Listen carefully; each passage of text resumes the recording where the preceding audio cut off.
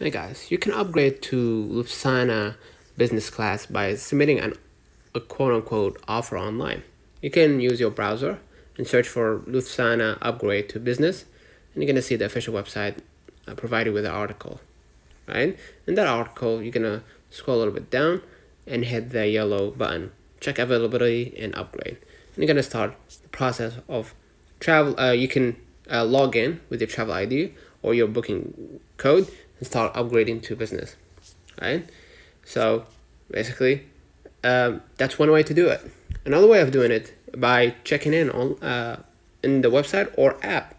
Okay, so go ahead and open up the Lufthansa app, and as if you're going to check in online, you're gonna go ahead and hit add booking, add the booking reference, first name, last name, and from there they're gonna ask you for seats and other stuff. If you want to upgrade more, you will have the option there to change your plan.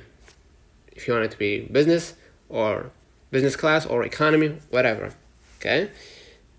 Each method involves logging into your booking on the Lufthansa website or app, and the options available depending on the flight, your current ticket, and how close to departure you are.